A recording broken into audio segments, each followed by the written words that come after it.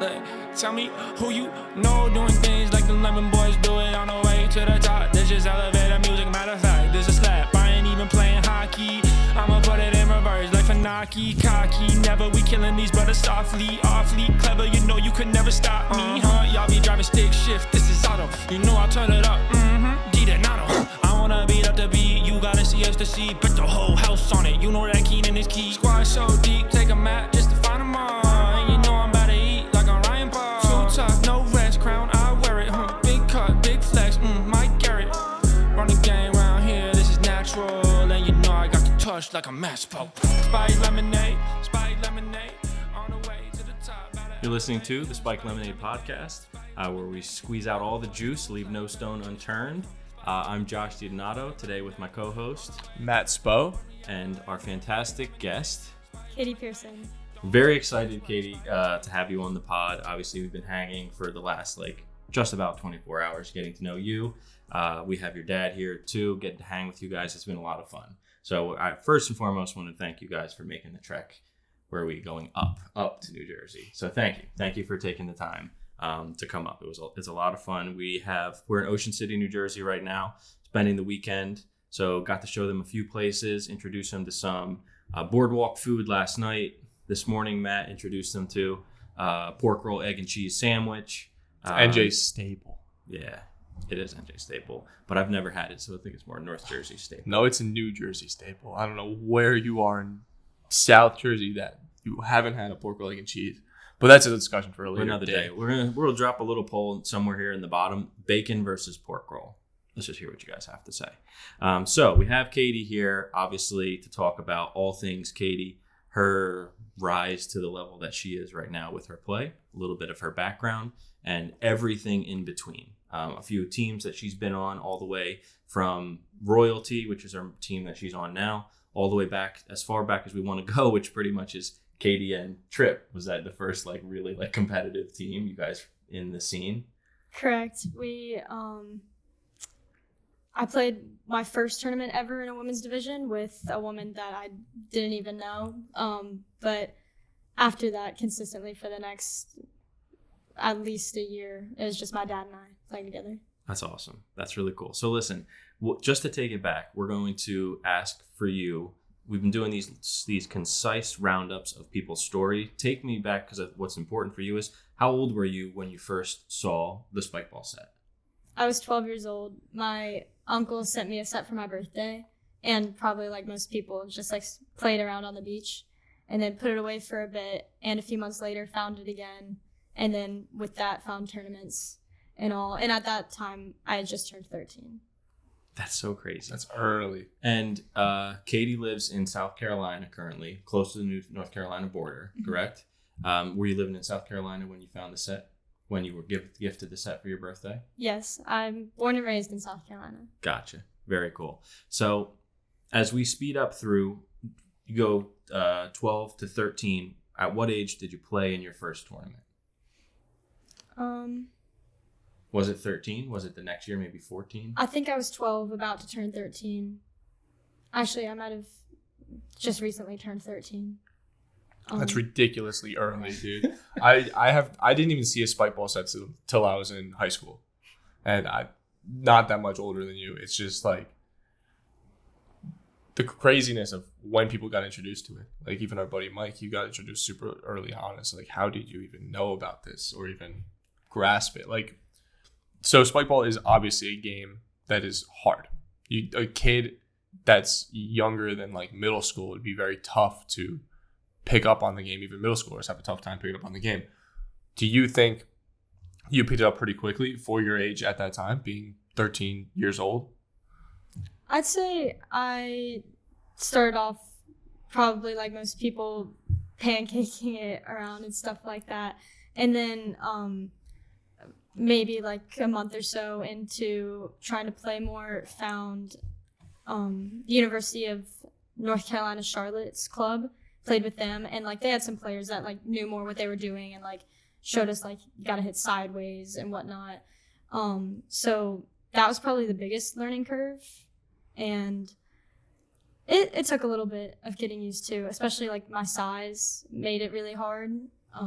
to reach around and stuff like that. Absolutely. How about your athletic background outside of round net? What were the sports that you focused in on? Obviously, you played a bunch of games and stuff. You're active when you're a little kid, but like into high school and stuff, what do you think are your best sports that have translated into your round net game? Well, I played travel soccer up until I was 12 years old. Actually, I phased out of soccer at the time that I started playing spike ball. Decided to give spike ball a try, and then obviously I stuck with that. And I played a bit of tennis as well. Those were always just more casual. I played them in high school just for fun, but spike ball at that point was always my main thing. And tennis definitely translated the best. In soccer, I played goalkeeper, so that also translated That's a awesome. lot. I think tennis, though, definitely like the footwork and the swinging motion made it a lot easier to translate. The manipulation of the ball we were talking about with the spins and stuff can go from one sport to the next. So as you got into competitive play, smack, here we go. It's you and your dad going to tournaments together. And you guys are very like result driven and just driven people in general. So I know we spoke briefly, he and I, and then we were talking last night. You'd go to a tournament and go and play out completely all the way through constellation and get a finish, whether that be 22nd, 15th, 19th, and then the next tournament as a team, you'd try to improve on that finish. So basically what I'm trying to hone in on is even when you first got into the game, you were trying to, it wasn't just we have a spike tournament on Saturday, it's just a fun day in the park. You were like, let's see if we can do some damage here in these tournaments, correct? Yes. Yeah. So my dad and I are both very competitive people, and we like to do something all the way. And we're not going to go out there and, kind of try. We're going to do the best that we can. And so we were putting a lot into spike ball tournaments. Like you said, we would play every match possible to play out. Because we also knew that it was to help us get better. Not just for the sake of that one tournament, but for the long run. That's really cool. Real quick backtracking on going into high school, picking up this new sport that was so new at the time. We're talking like 2017, 2018. You're going into high school and you are, or 20, correct me. What year did you I think graduate? it was, I graduated in 22. 22. So So I think it was 2017, 18. Yeah. Mm-hmm. Going into high school, and you're dropping these more popular sports, more sports where people are like, okay, yeah, you play that, that's fine, yeah, that's normal. What did your friends think, and what did your peers think about you playing this new beach game in a competitive way? A lot of people didn't know it was a real thing. I mean, even at that point, spike ball wasn't where it's at now in popularity, so a lot of people hadn't heard of it, period. And, soccer, I made a lot of friends that way, but it became clear that with my size, I just wasn't going to be able to be as good at it as I wanted to be. Maybe especially as a goalie. Yes, Yeah. especially as a goalie. They started putting me in the field, and I hate running, and so I was not having fun. That's all running. I was like, yeah, I wouldn't mind not playing that anymore. But generally, yeah, it was, people didn't even know what it was. What do you think going into, I don't know if you can remember your thoughts going into high school, but going into high school, and was there ever a toss-up between, it's like, do I want to keep playing soccer? Do I want to keep playing tennis? Or should I just go balls to the wall with this game that I don't even know is going to take off? Like, was there any second thoughts going into it? Were you just like, I love the game, I just want to play? I think it was a lot of just like, I had more fun playing spike ball than soccer and tennis. And so I was just like, yeah, I want to spend my time doing what I think is fun. It wasn't until a little bit later that really my dad was like, Katie, you could be good at this, and this, like, you're at the ground level of this sport. It could be something real. So that wasn't even my motivation at that point. All right. As we get through the early chapters of your learning the game, getting into the tournaments, playing with your dad and working way up, ultimately ending in you playing in the women's division with other ladies. Is there anything in between there that you'd like to potentially highlight just in the early stages of you guys together, tournament play, a specific result, traveling here? Is there anything before we hop into your more competitive story? I think that first year was really crucial. We played in the intermediate division, and I learned a lot about the game and how the game works and being a competitor. And I think that helped me lay the groundwork for later on to play in the women's division and how to get into a competitive mindset, and how to treat tournaments. And then also for nationals that year, we traveled to Chicago. And so that really got me excited about traveling and what I could do with the sport if I continued to play. Did you fly there? Did you fly to Chicago? Very yeah. cool. So that was the first tournament you actually got on a plane and said, we're going to this venue or whatever. At the time, it was probably a park, right? That might have been the first one, yeah, that we got on a plane for. We were driving a lot, and that was not fun. Yeah, there's some long drives. Prior to that plane ride, what was the furthest you drove for an intermediate division tournament? I'd imagine this was intermediate at the time, but we drove to Columbus, Ohio, and that was like 7 hours. And that's still, to this day, like the longest road trip I've taken. We just fly everywhere. That's tough, yeah. It's long. So your dad works right now at an airline. Mm-hmm. And in doing so, he's been able to provide reduced all to almost free airfare to places X, Y, and Z. Is it just in the United States? So we fly for free on any flight originating in the U.S. And then any flight not originating in the U.S., we pay taxes. So free, or if it's coming from internationally, it's like $100 at the most. Right. That's so clutch. So it may be a better question for him, but we like to get both sides of the coin. Do you feel like, well, how much of your guys' travel and passion for the game led to him like getting that job? Did he get that job in knowing like this is what's coming? It was completely for Spikeball. Yeah, he just got the job for the flight benefits part-time, and I mean, I wasn't old enough to drive at the time, so he's like, I don't want to drive all this. Yeah. That might be the smartest move ever made in the round night community. I'd like to know, we obviously won't know, maybe when Tripp comes on we can ask him to guesstimate a dollar amount that he saved from day one to today by getting that job. I mean, it's got to be in the tens of thousands. Yeah, you know what I mean? Definitely. He will tell anyone that really wants to travel for Spikeball, go get a part-time job at your airport near you. That's awesome. It's brilliant. So smart. It's brilliant. Okay, so I any questions you have too, we'll fire in. Just interrupt me. But we're gonna get into your more competitive play. Okay, so the women's advanced division, essentially, when you started playing in the women's division in general, who was the first teammate you went into a tournament with in the women's division? Actually trying to go and get a result. And how old were you when this happened? So I'm trying to think. I think it was pre-COVID. Okay. A girl named Grace Cook, who is from Florida. She doesn't play anymore. But we decided that we were going to play together in women's. And then there only happened to be, I think, 2 women's division tournaments that year, one of them in Ohio. And so that was kind of a start, but it was really hard to do because there wasn't much of a women's division. So that was the main challenge.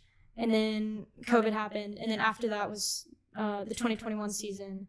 And I was going to play with Miranda Dove. We went and played the first tournament in Dallas. And she had some back problems that flared up. And so we were ready to play the season together, and then she wasn't able to. And so for the rest of that season, I kind of just mashed up with everyone. That's how that ended up. There were 10 tournaments of 2021. I played with 9 different partners. Oh, wow. How old were you be in 2021? That you'd be like 17 to 18 or no. How old would you have been? I think that I was 16 for most of that season. I turned 17 in August. Okay. That's amazing. Just such a young. I always think it's like I wish I started playing so much younger than what I was. Like seeing all these kids come up, like you, Jacob Summers, these guys just crushing it. And it's just like, why couldn't I do that in high school? Why did I have to wait so long? And now it's like I'm old and just. Yeah. So Katie, for all that don't know, Katie also has qualified before for the Premier Division. Was it just once or was it twice? Just once. When I was 16. She was in July of 2021. So July, all of those right now that are grinding their booties off, trying to get Premier and working. It's obviously difficult. Katie did it when she was 16. Who did you get Premier with?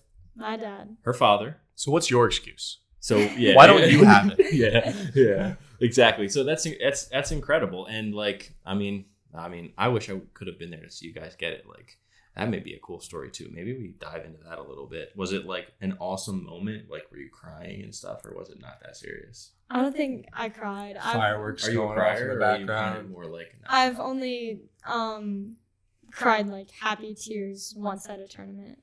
Gotcha. And yeah, it was like it's a sanctioned tournament in Buffalo, New York, and I remember there was no expert division, and so Ryan Gross won that tournament, but they were taking like the top 4 after him because he was already Premier, and so we were in that. We had to fight for that 5th place, right?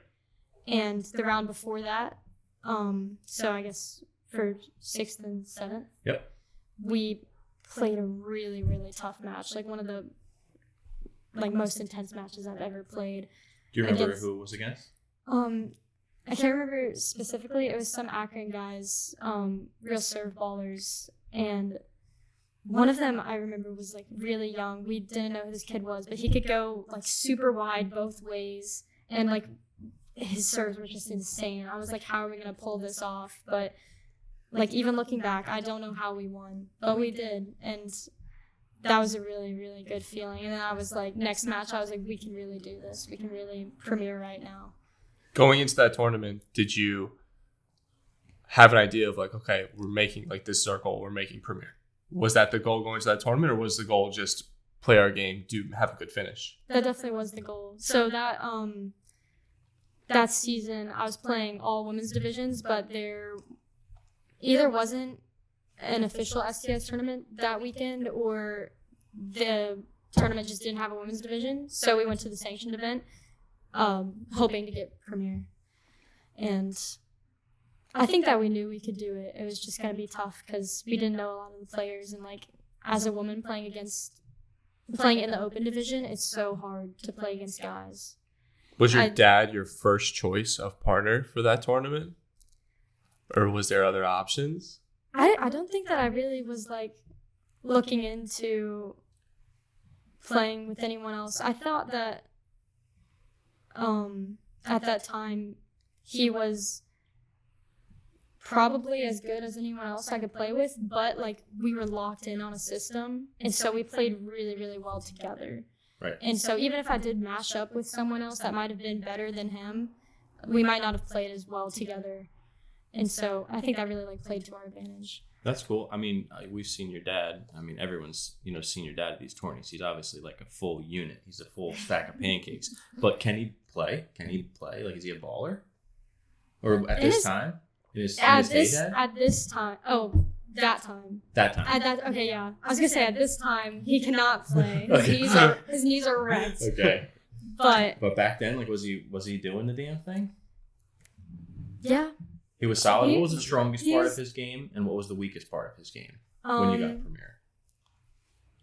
Definitely strongest part of his game is like serve percentage, and like he can hit the ball freaking hard. I believe it. Yeah.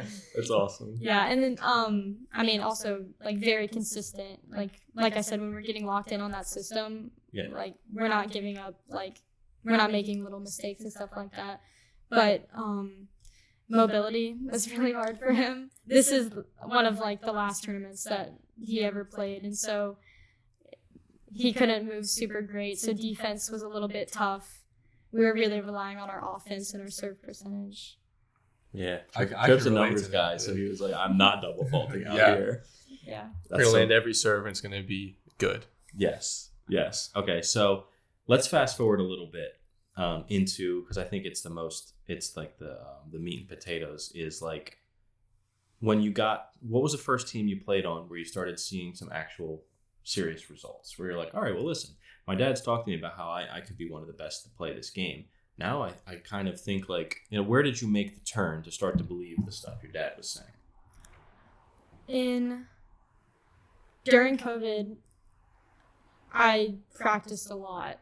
I think I was practicing at least once a day. We had a serving station upstairs as well. And, I mean, there was nothing else to really do. And so it was like working out a lot, practicing a lot. And then as soon as we could, we started going to tournaments, even before STS season of 2021 started, preparing. And like I said, that season I wasn't able to play with a partner. I matched up a lot, but I did get a lot of success and results. Best finish in 2021?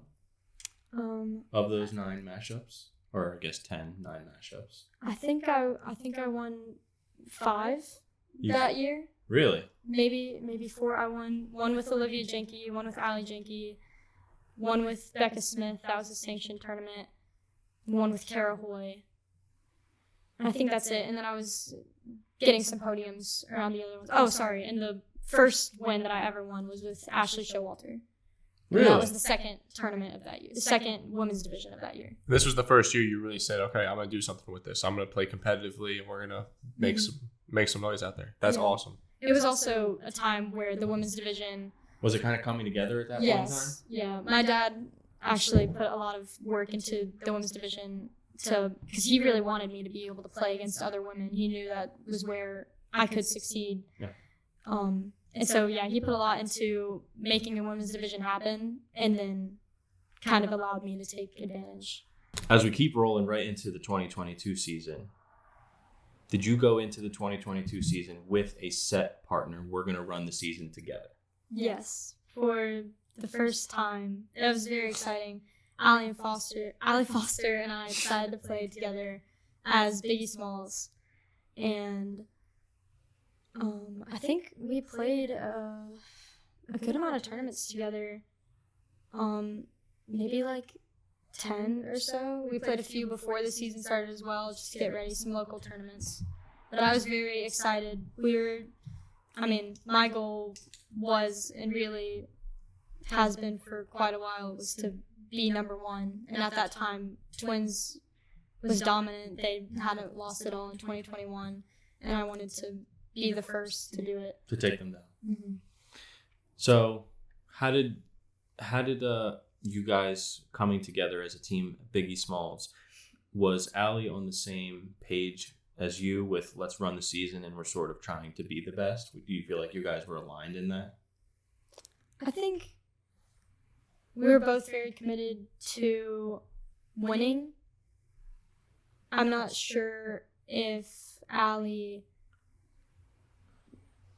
really wanted or believed that she could be the best, that we could be the best. You got to put a lot of work into it to be the best at anything. Yeah.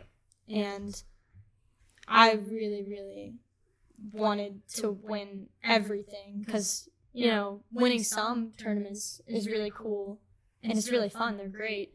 But for the level of commitment that I put into it, I really want the most I can get out of it. So you play with Allie beginning of 2022 season. You start off hot. I remember seeing you guys in Richmond. Did you guys make semis? Richmond was not a great tournament for us, Okay. actually. We made semis, and then we lost to Kickstart in the 3rd place game. That was the second tournament of the year after Orlando, where we got 3rd. And so I thought we could have done better at both tournaments, but we were working into it. We had some competition that had improved a lot over the off season as well. Carahoy had improved a lot. So we're still working into it. And you won a couple tournaments that year as well, too. I remember seeing a lot of podiums, and you won a couple that year. And then that eventually led up to Biggie Smalls being real good to Chicago, where there was a falling out. Can we touch a little bit on what happened with Biggie Smalls? Because it was this powerhouse of a team going at it, and then boom, out of nowhere, they're not playing anymore. Yeah, like what happened? Kind of the timing of Chicago was a lot of things that had been building up prior came together, and it was just kind of a perfect storm of bad things. And we had some issues in the week leading up to San Francisco Major, which we ended up winning by the skin of our teeth. Even though we won, it was a very off tournament. I never felt very comfortable. I never felt in control, like I was playing my game. So that was frustrating. And then, we had some disagreements about like how we should be doing things. And I'm very like set on, I want to do every little thing that I can to help, even if it might seem really small. I think that every bit helps, because like when you're trying to win, you don't want to leave anything out there. And then in Chicago, there were some really, really bad pools that set us up for disaster. I hate that it had to be a morning of type thing to shut it down, but I couldn't keep I couldn't put myself in a situation that I knew was going to be really, really bad for me, and I thought was unfair to me. So this is now middle of 2022. This was early July, I believe, when Chicago was. So right smack dab in the middle of the season. And Katie just lost. You just lost your season partner who you played super well with to start the season off. What do you do now? It was, less of thinking about the alternative options and more of just knowing that I couldn't continue to do what I was doing. So I was kind of just like, I have to figure it out. The year prior, I'd mashed up, and I was like, if I have to mash up again, I can do that. But luckily, my dad was in the background, had been watching European round net, was on the rise. There was a lot of talk about it that, they weren't at the level of the U.S. women, but, that some of them were kind of good. And so we were already planning on going to Paris, and he started talking with Laura and convinced her to come over to the States to play Boston with me, but she was already planning on coming to play an Ultimate Frisbee tournament. So it worked out very nicely, but he was thinking a lot more about what to do after. We call that thoughtin' and plotting. Have you ever heard of that before? I haven't, but I like that. Yeah, basically he was a couple steps ahead, trying to make sure like we're ready, which, you're obviously his daughter. He's trying to make sure that you have you kind of play your game, and then he'll cover you where you need covered. Yeah, you take care of the playing, I'll take care of some stuff on the back end. That's why you guys, I think, make a good team. Yeah, that's exactly what he says. Yeah, he wants me to focus on my skills, and he does help me a lot with my skills, but wants me to be able to focus on playing, and he can help out with everything else. And with that, so when you really think about it, you have always had your dad kind of on your side, kind of managing your teams. So you have your dad as your coach, you have your dad as kind of a team manager, and that's the first, I would say, the only case of a manager when it comes to a spike ball team, around that team. What is that like, where you are not just you and your partner playing, but you have this third party, this guy who is very involved with the team. Walk me through how that goes when like you're playing with your teammate coming before a tournament, and what are the steps leading up to that tournament where your dad would get involved? Well, like you said, on the back end of things, he's organizing travel plans, logistics for where we're staying, and really making sure that all of the outside factors, like leading up to a tournament, are as good as they can be so that we can focus on playing. He is a legit manager.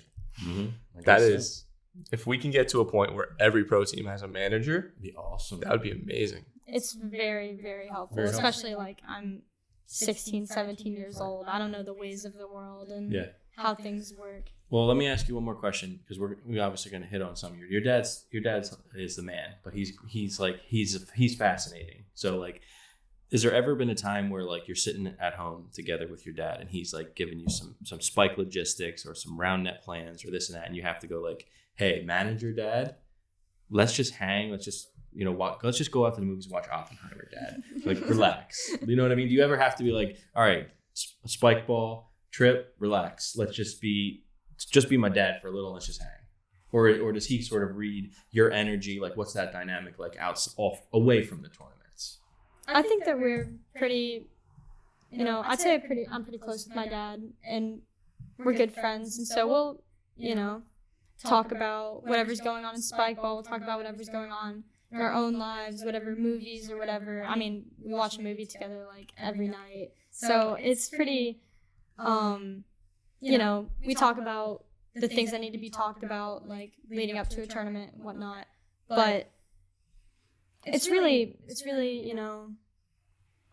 not separate, I'd say. It's, just all very, it's all just part of our relationship. Your relationship. Yeah. I wanted to touch on one thing. It was like, I know from the outside looking in, I've had the thought before too, like, Tripp must be like a madman, and Katie's just like this other side, but she's just playing round net and like her dad's taking care of her. But then now, from getting to know her a little bit and spending some time and talking, like, and for people watching, if you ever thought like, oh, I wonder like if what Tripp's like and then Katie, and then he pushing her too hard. Katie's just as crazy as about winning, and she's nuts too, in obviously all the best ways. But don't ever think that Tripp, like, I'd be more worried for Tripp with Katie, like, and if you got to know them better, she's a badass too. So so that was really what I wanted to interject. Thank you. Yeah, I would say so. Yeah, definitely. It's not just one side over the other. You guys are truly a team effort. Yeah. When it comes down to it, though, so we know Tripp's obviously been such a great help to you and your team, taking a lot of that stress and that weight off your shoulders for planning and all that. Is there ever times where you think he kind of loads more weight and stress on you? Not necessarily in the fact of like leading up to a tournament, but like you're playing your game, you're out there, it's semifinals, and then you have him watching you, coaching you, trying to tell you, like, trying to like fix things going on the sideline, day of, point of, in the game. Yeah, what's that? How does that feel? Because there's got to be some pressure there. I've put a lot of pressure on myself, I think, more than anything. So any pressure that he puts on me it's not like it's already there from myself. And honestly, we think very, very similarly, especially about competition. And so a lot of the things that he's thinking, I'm thinking as well. And it's really just,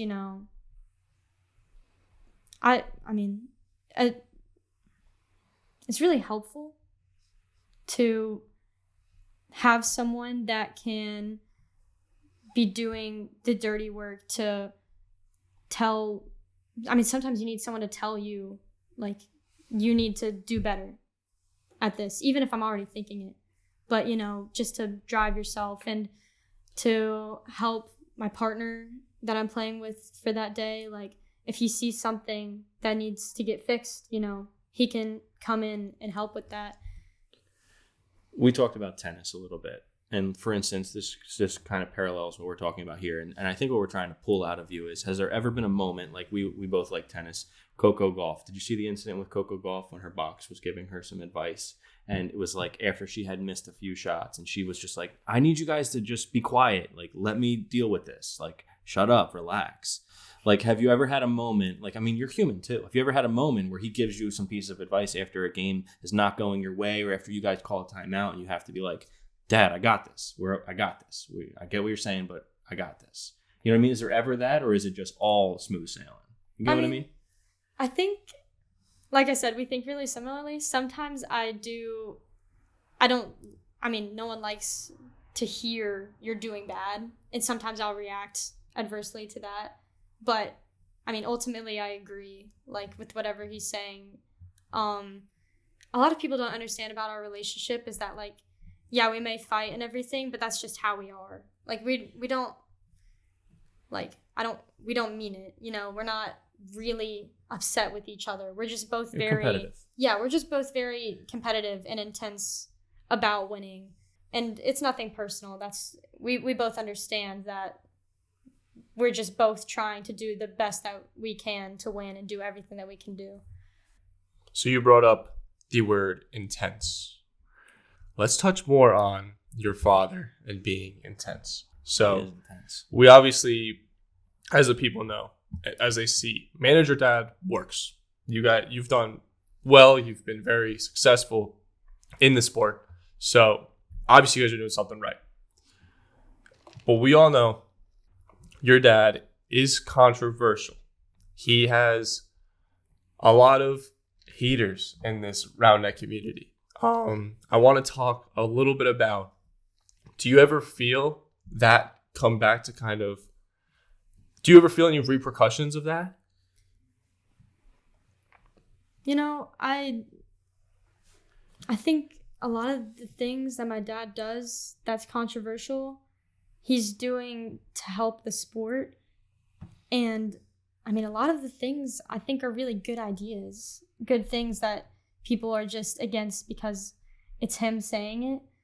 And I mean, we can look back and you'll talk about this more with him, but like there's a lot of times that he has an idea for something and he gets a lot of pushback, but then later it goes through and everyone is like, oh, this is so good. Like, why hasn't it always been like this?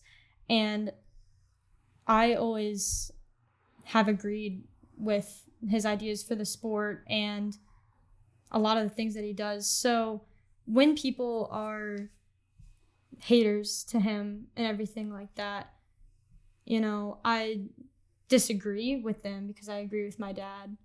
And I understand that the community doesn't like him, but ultimately he's doing things for the community's benefit. Like, he wants to make it a better place for everyone and better for me.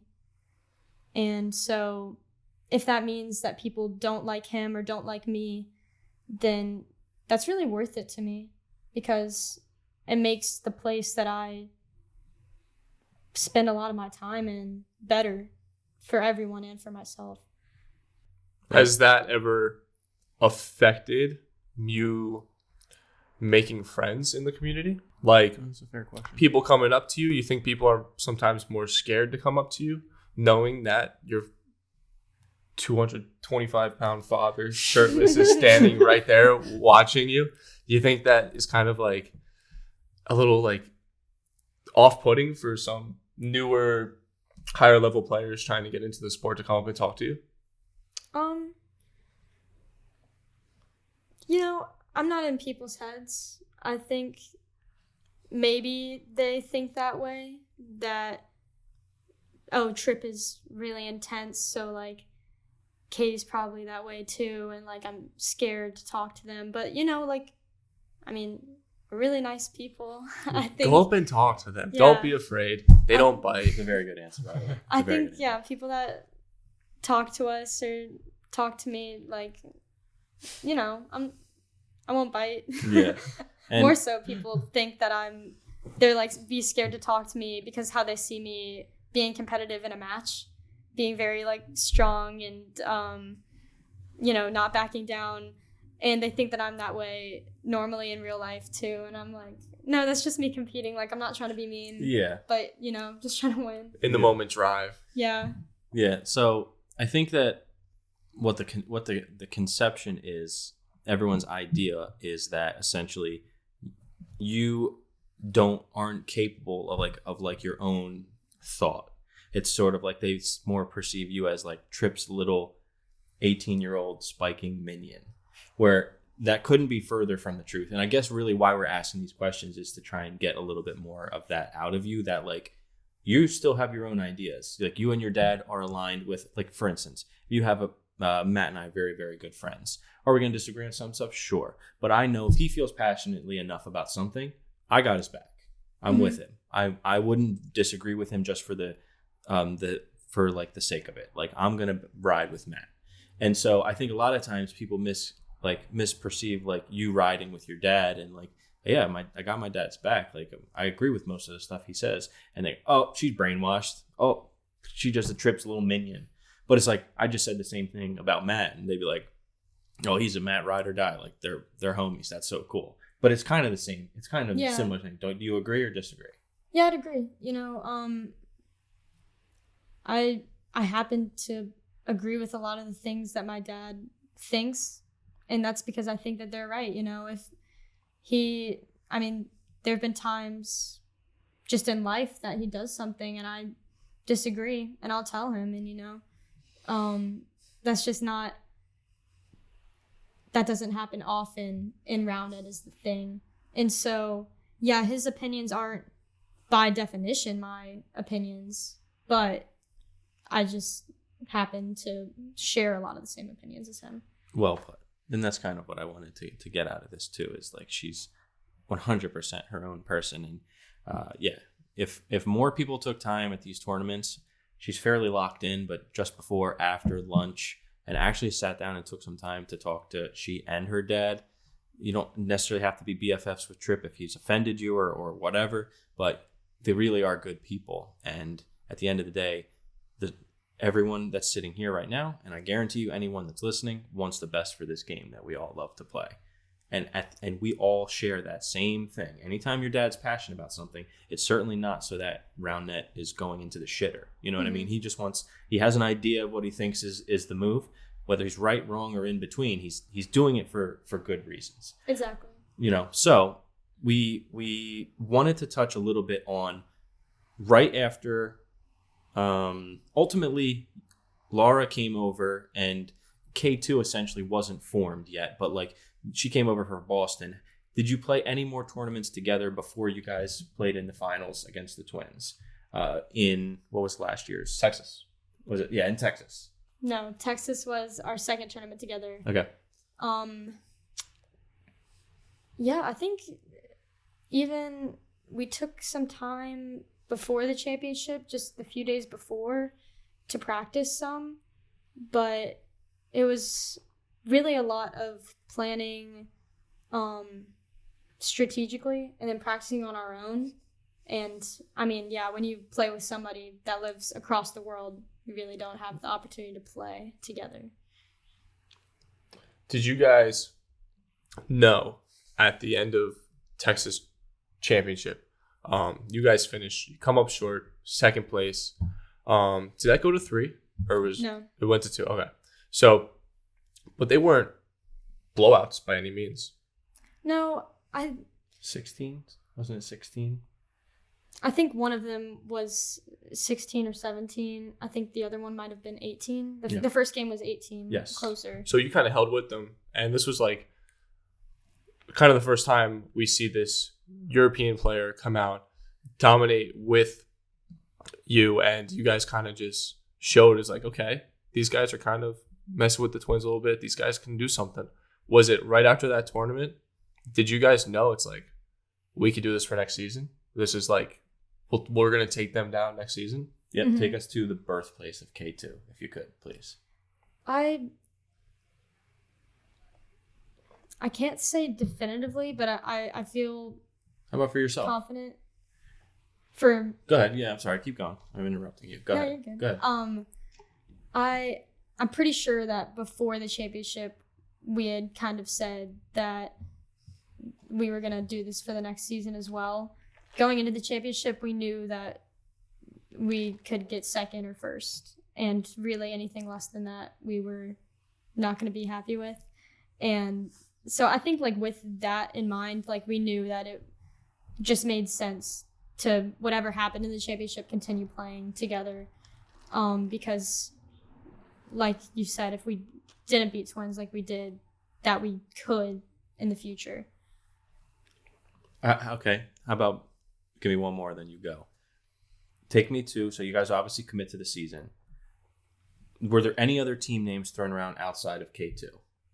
Because I liked K2, but it was just like, obviously, guys, you got the Kunzelman, you have Katie, there's 2 Ks. I don't know if that's exactly why you did it. Was that why you did it? That's one of the reasons. Okay. But I'm going to be honest with you because now we're friends. The team, 2021 was, 2022 was Biggie Smalls. And like that team name was just so freaking badass. Big fan and then, of Biggie Smalls. Yeah, and then you That went was to a great K2 team. and I was just so sad. And I thought it was lame. And I was just like, what, you know what I mean? But that's no offense to you, but what happened? Could be more of the story. Maybe you can change my freaking mind. I think Biggie Smalls was a really, really cool It's so team name. good. It's like always gonna have a special place in my heart Yes. for like, yeah. But we were a little bit at a loss for a team name. We were coming off of just this normal Kunzelman Pierson, and we couldn't think of much. But like you said, the double Ks had some meaning to it. Okay. But also the Mountain K2, like if you saw our jerseys, mountain themed. It's, for those of y'all that don't know, it's the second tallest mountain in the world, in Nepal, obviously second to Everest. So it's much less famous, but it is 8 times deadlier. And we kind of like to play on the fact that we're a little bit more explosive, a little bit more deadly. And even though we might not be number 1 right then, that If you guys keep killing people, yeah. essentially the mountain taking people's lives, mm-hmm, you guys take over. Twins were Everest in your mind at that point in time. exactly. That was the It's a lot cooler now. analogy. It's a lot cooler now. Hearing that is pretty sick. That's a lot cooler now. To be honest, the it doesn't have the same ring to it as Biggie Smalls Right. or some other team names. But And like your Net Chicks jerseys, they were freaking so cool. And I found out, and you guys too, I don't know, maybe everyone knew this, but that wasn't really a team. That was your dad being like, when you're going to mash, I want her still to look fly. mhm. And you know, your dad's big into uniform and that, which Me we too. are too. Yeah. So yeah, you guys, the Net Chicks jerseys were really cool. Do you guys still have those? Mhm. Like, can still like get access to them? I still have them, in my drawer at home. Can he still like get prints made of the Net Chicks? That's still. I'm sure, yeah. Yeah, they're so freaking Or cool. yeah. Yeah, that'd be so freaking cool. So okay, K2 comes together, and you start the season. What was the first tournament you guys played in 2023 together? Salt Lake City. Okay, so you waited a good bit there. What was Salt Lake um, City I'm sorry to interrupt you. No, Was go Salt ahead. Lake City on the map? Because I know you and your dad are very scheduled, regimented. Was it you, Laura, your dad are on a Zoom call and you go, okay, listen, Laura's like, I can't make it out until June. Let's do Salt Lake. And then, so you know what I mean? Like, was Salt Lake always the plan?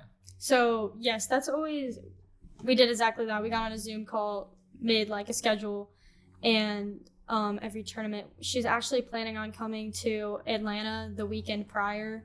Use that as a little bit of warm up. We knew Twins was going to be there. And then she wasn't able to make it. And she was going to come for Atlanta, Salt Lake, and then go home. I was going to go over for Toulouse in London. And then she was going to come back for Philadelphia Major. I think there were 2 tournaments in between, and then Philly, and then go home. Got it. So we know that we have your dad coming on, and he's going to give us a little bit more of the background of K2 and sort of what happened with the aftermath. And I wanted to focus more with you to keep this pod more like light fun. I want you to talk to me and take me through your day in Salt Lake City, because take me like that. What time did you go to sleep? Then I'm gonna just start random rapid fire you questions. Yeah. Okay. What time did you go to sleep on Friday night before the Salt Lake City tournament? Like, I was asleep by Probably 10ish. Okay. I was to the venue on Saturday morning by what time? I think that tournament started pool play at 9. I think so too. Okay, so let's assume that it started at 9. We were there at like 8:10, maybe more like 8. 8 to 8:10. Okay. What did you eat for breakfast the morning of the Salt Lake City tournament? Was it something simple like an apple? Was it a breakfast at a hotel? We were staying with Taylor Sanford, and so we kind of took over his kitchen. Oh, and fantastic. Bacon and eggs. It was a great breakfast. Actually, my dad cooked breakfast for everybody that was staying there. Was And Laura so- staying with you? Yes. At the thing? Very cool. Did you guys have any chats together the night before the tournament? I'm going way out of my chronological scheme here, where you guys were talking about some strats and what was going into the next day.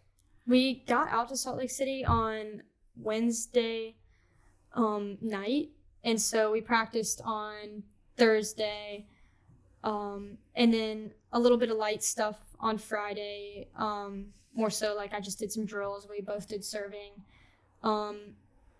and really we were pretty set on our strategy and what we needed to do already. We were just, practicing it. Were you starting to Getting feel reps. something yet? When did you start to feel like something in the air? Like what I'm getting at is like, obviously you go into every tournament prepared, focused. It's win or nothing. There's no win or nothing. It's just win. When did you start to feel like, okay, we got something here? Like we may be taking them down. The first time that I really, really felt like that was actually a few months prior spring break. I went to Majorca for Fresh Week run by Future RoundNet, and I got to see what Laura had been working on, and I saw that she improved so much. And that doesn't really answer your question, but that's like right then I knew That's like, cool. we really could do it. But as far as the actual like that trip,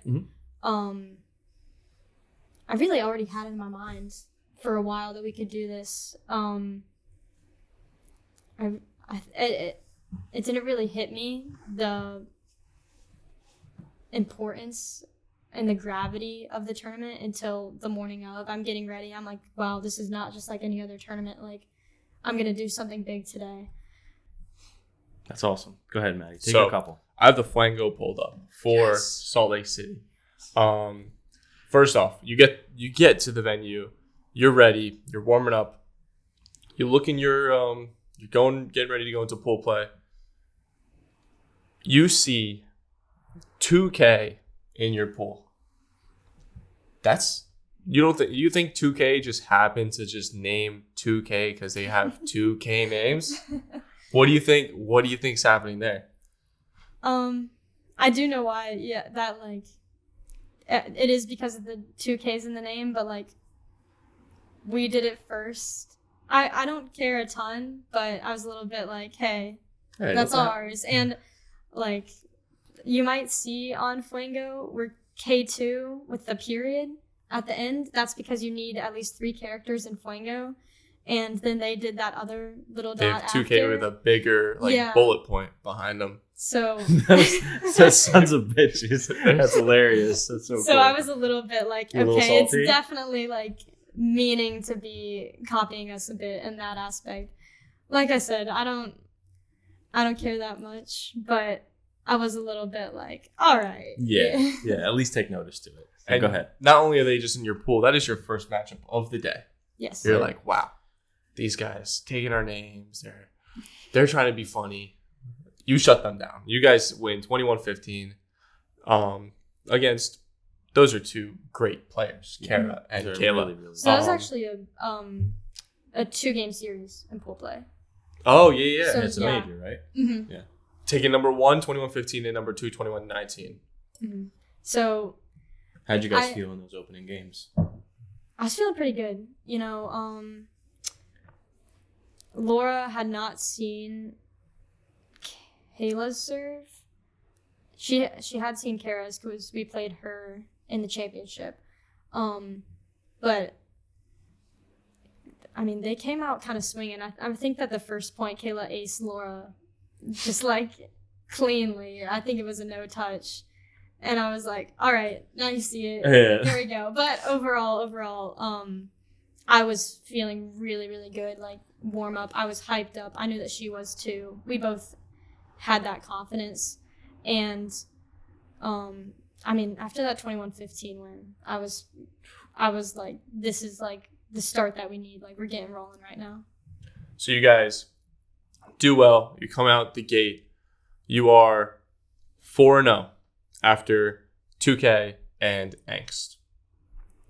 The Big Bad Twins is your last series in pool play.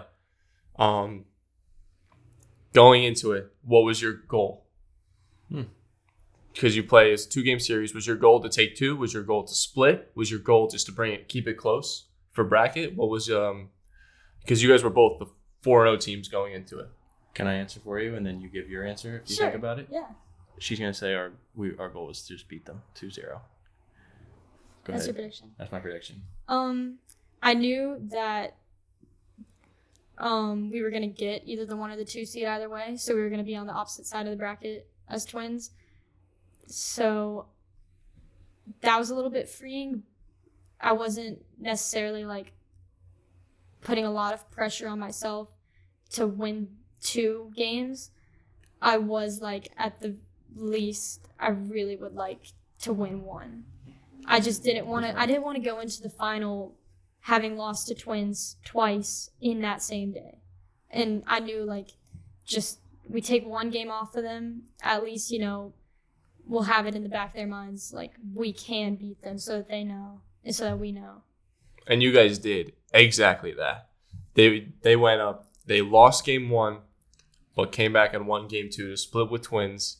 Both of you guys going 5-1 in pool play. Twins getting the 1 seed by 1 point of a point differential.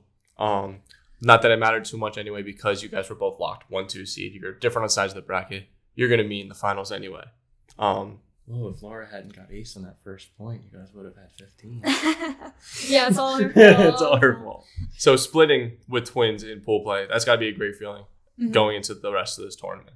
Absolutely. Tell us that, like, what were you feeling? Especially, that was your final pool play game. You're coming off a pool play with a big win. How is that birthday cake for lunch? Like, what was that lunch feeling? It was really nice. Like, I mean, everyone always at pool play is like, oh, how'd it go? What happened? And, like, to be able to say, we just beat the Twins, you know, that was really nice. And it got me hyped up to know that we could. And I think that it got other people hyped up, too, to know that we could do it. And, yeah, it definitely added to the confidence and the mentality that we already had. And then going into bracket now, was there any, I kind of want to speed through this and ask you, was there any point of the bracket where was there really any competition that was like scary, where it was like, oh, we might not make it past this round? Or was it kind of a smooth sail to the finals? I knew in my mind, like, there's just times that, like, you know that you're not going to lose. And I knew that we were not going to lose. Even though we were playing 2K in the semi, I knew they were really good players, but I just knew that we could do it. And actually, we went to extras in our second game. We wanted to, but we went to extras. I made a terrible serve receive at our match point, so we had to play a few more points. But, yeah, you know, I really was thinking this is to get ready for Twins, period. Nothing else is going to stop us. And then ultimately you go into the finals.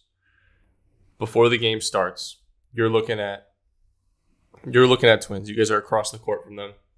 They're eyeing you down, you're eyeing them down. It's a whole movie scene. What are your thoughts? What are you guys talking about? How are you guys going to defeat the Twins? What is your plan there? Well, before any match, I like to take a lot of serves. And so we were taking serves back and forth. I felt like I had a sufficient amount of time to warm up. So I'm feeling very good about my game. Laura's hitting her serves really good. I'm confident about her game. And it was just a matter of now's the time to do all the things that we know we can do. And I really you know, it was just a matter of locking in.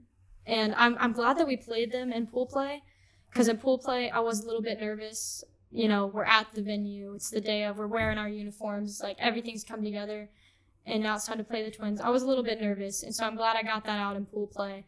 So when I got to the final, all the nerves were out, and everyone's watching. Everyone knows that something can go down. So game 1, you guys fall short, losing 21-17.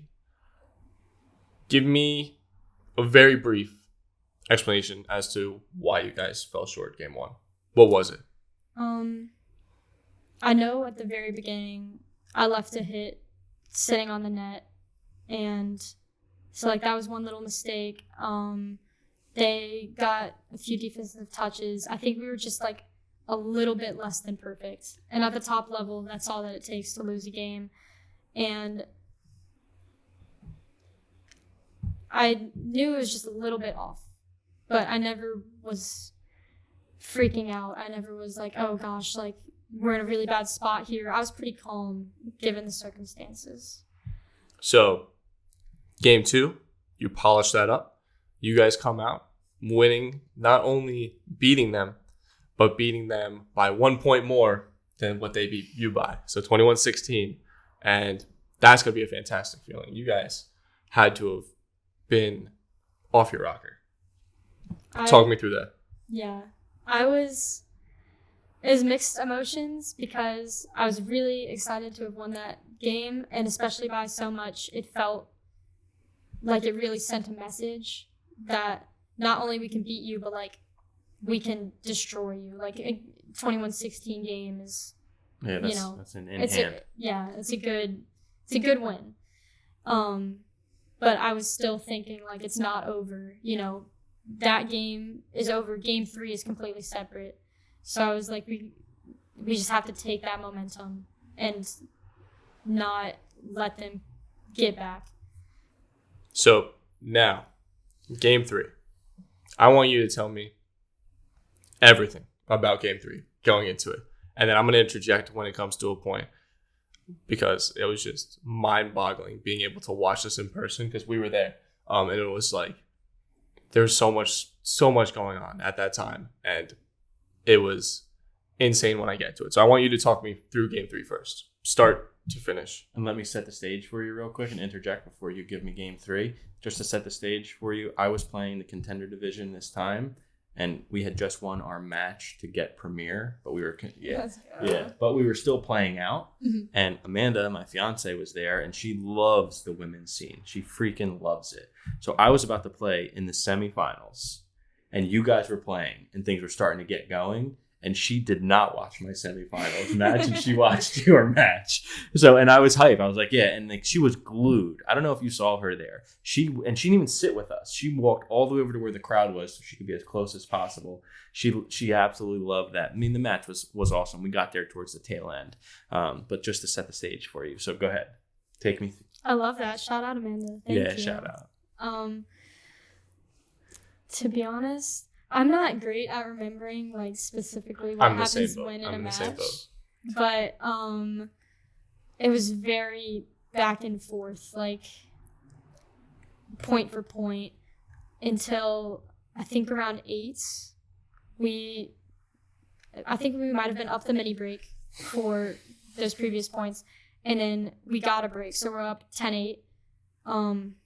I could be totally wrong on that, but that's what I think that it was. And I was like, okay, we just got to hold this lead. That's 2 points. We got to hold where we hold and then try somewhere to get another break. And it just kept going back and forth. But I remember feeling like I was really locked in. Like, no matter what, I was going to make that set, make that hit, you know, put on this serve. And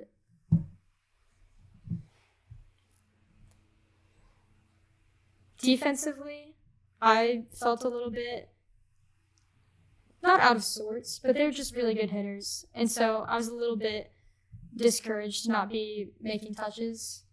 That happens too. But I was like, this is just how it is. But I got to do everything I can on the offensive side, on the serving side. And the game just kept getting deeper and deeper into the game. And I was like, we gotta make something happen sometime. And, then we would get one here and there. I think we got a defensive touch, or Laura got a defensive touch. We got a break there. And then, it'd be midpoint, and Twins would, hit a really good serve on Laura, and, ball would go super far. And I'm, going back to make the set. And while I'm thinking that, I'm just like, this could be their break right now. Jeez. This could make it a tie game. And so, while I'm setting, I'm just like, I got to make this set. We got to be clean. You're thinking these thoughts as the point's playing out? Yeah. You are a Probably mental not. case. That's awesome. Yeah, you got to get rid of that. Probably not for the best, but But it worked, I guess. Yeah. I don't know. I think it probably motivates me. Yeah, there's definitely some good to it, but you don't want it to distract you, I guess. Yeah. What point in the game do you want to nail So down? I'm on right now. I'm on the Salt Lake City coverage right now, and I was looking through because we were all there, and it got to a point where they were up early, 12 in the middle of the game. They were up by 2 breaks. Twins come back, they get those breaks back, and there was a point in the game. It was 17-17 game 3. Yeah. It got to there, and when it went there, I'm sitting with Lorna, and we're watching Gabe play. Yes, sir. Loopy Juice, Kate was there. Yeah, we were sitting all together, and we were watching Gabe play. You were doing your constellation. It was I don't really know consolation. I was in the semi. a constellation. You were finishing up. I'm sorry. You were It's okay. finishing up your tournament, Okay. but it was. I've never seen anything like this in the RoundNet community. Everybody was playing, but it came to 17-17. The men's semifinals stopped playing to watch Really? that I game. heard about this. I don't know if you guys noticed it, but nobody was playing except for you guys. Yeah, it was bad. It was Gabe and whoever he was Bad playing. combo. Gabe bad combo. They stopped to watch, and then it was Reva Cole versus In system. in system. They stopped. They were watching. This was one of the moments in RoundNet that I won't ever forget because everybody was glued to this moment. And then you guys end up getting it. It was 17-17. You guys get 2 breaks to bring it up 19-17. Another break, 20-17. Really? 3 straight? And that is where, if this loads, I don't know how, but I do know, those scores That- follow. I couldn't tell you what happened in those points, though. That just shows how dialed in you are, and obviously in the craziest way. It's I don't even know what happened. I just know we scored. So did those men's matches, were they in the middle of a game Yeah. and stuff? yeah, they were in the Wow. middle of the game and they stopped to watch you guys. It ended with one of the Twins double faulting, Mm-hmm. 21-17, Mhm. and it was either 21-18. The scoreboard was a Yeah. little behind. But 21-18, everybody saw it. This was a moment that won't be forgotten in the RoundNet world, and it was I just want to touch on that because that's something I'll never forget. It was the first time I ever see the whole tournament stop just to watch what is happening on the women's court, and it's this is incredible. And you didn't know that. You were playing. You had no idea people were watching you. Yeah, your The next men's level games were dialed. stopping. She's next level dialed in. Hearing that, how does that make you feel? That's really cool. I didn't know that. Yeah, when I'm playing, I kind of lock in on the court, and I'm not even looking at the crowd around or listening to them really. And so I knew that a lot of people were watching and cheering, but that is really cool. It makes it feel even more of a big moment, Mm-hmm.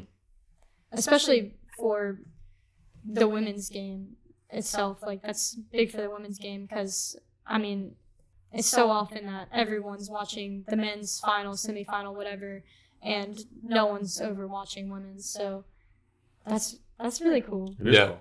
And to touch on that a little bit, you know why I think that is a little... I don't think it's men versus women, or it's... the excitement level of the men games versus the women's game. I think that it's just there's not enough disparity in the women's. There's not enough different teams winning. And that moment, because it's been this culminating thing of like just Twins just being such a dominant powerhouse, that's why that was you guys were in the middle. You guys were in the premier spot. You were in freaking front and center. Why? Because it was a moment where we may see like a changing of the guard, or you may see, the undefeated Patriots lose, to the Giants in the playoffs, something like that. You're like, what in the world? This is happening? I guess that was the Super Bowl. But so I think the men's game, it's like almost any given Sunday, like anybody can win in any given tournament. Really the level it's gotten to, where the girls sometimes you go into, I know you don't like to talk about it, but even coming into the championship, there's this feel of like, there's about a 90% chance that the Twins just win again. And they don't even freaking have to lace up their sneakers. And that's just like, it's kind of frustrating, but nothing against them. That shows how freaking powerful that they are as a team. But yeah, just a little interlude. So go ahead.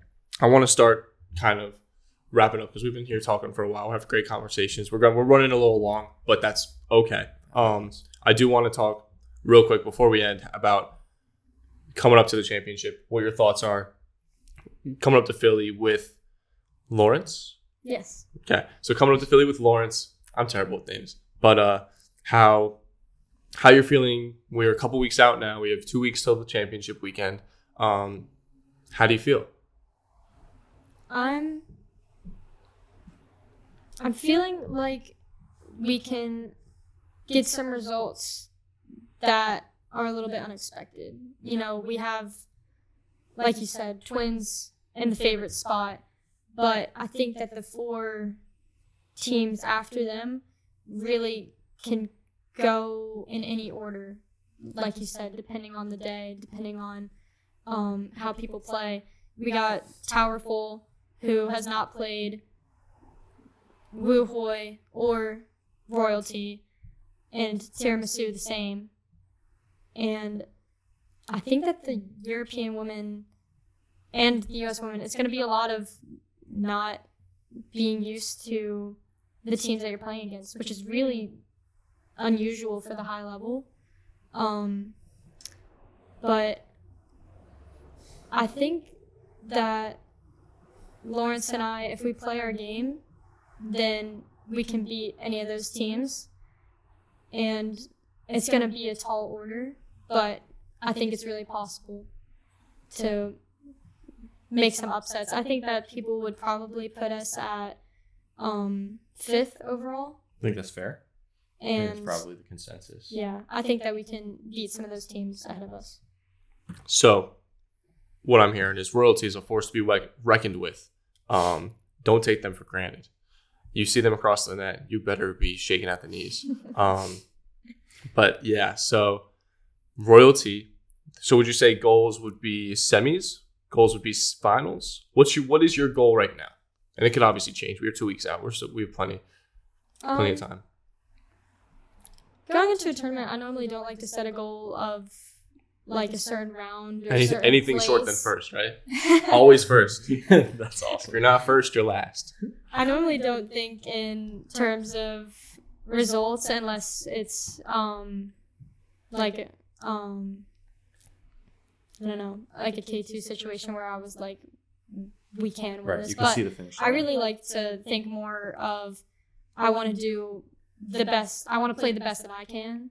Because, that's all that you really have control over. Like, if I play the best that I can and just get outplayed by another team, then, they deserve it. They won fair and square.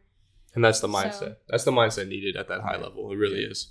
It is such a mental game, just as much as it is a physical one. Yeah. So in wrapping up, I know that if anyone's listening to the podcast, they're going to be saying, how could you have Katie on and not have her talk about what happened with K2, and them disbanding? So we talked about it, and you and your dad, we're going to cover it in the episode with your dad happening. Stay tuned. That's going to be next Friday, but it's going to be an absolute banger of an episode. Just buckle up.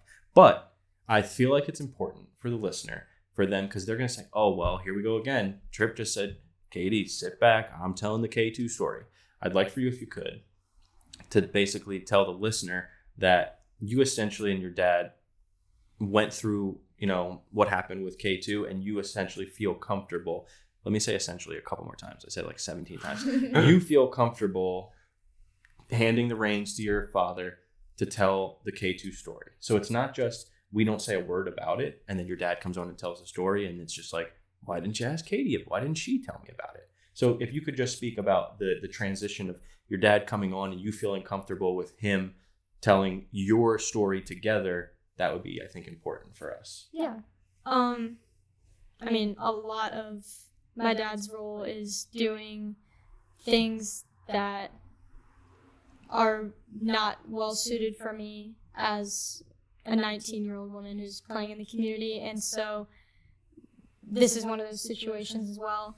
The K2 fallout situation was really complex. There's a lot to it, and a lot of it did involve him. He was part of the K2 team, and he's definitely well-versed and can explain it in a really good way. And it's not that I disagree with any of the things that he says that I would say it differently. It's just that he's more well-suited to tell the story in an accurate way. Okay. I think that was well put. My only counter would be, I want your word. I want your word on something. Mm-hmm. If we record with your dad, and I'd hope that you listen when we do, listen back. If he says anything on the K2 episode that you feel as though is inaccurate or isn't exactly how it went and it's, manipulating that information, or you feel like you could tell it a little bit of a better way, or you just completely just disagree, I want you to promise me that you'll hop on a Zoom call with us. And if there's a point of contention where you go, actually, I want to touch on this, you do that with us. Sure. Yeah, I promise. Okay. Oh, the handshake and everything. Yeah. All right. Okay. It's official. It's official. Yeah. I was going to do the pinky shake. My dad does this for swears. Pinky promises. Pinky promises. There you go. Yeah, let's do that. Oh, there we go. There's no break to that. Yeah, that's sealed. Yeah. Okay. So listen, I've had a blast having you on. I really only wanted to do like 45 minutes because I know we get to be a lot, we get crazy. All that. But I appreciate you traveling here to us to do it. I think it's really cool. For the community, for us, as a growing podcast, you're also doing us a solid. I had a lot of fun hanging with you and your dad.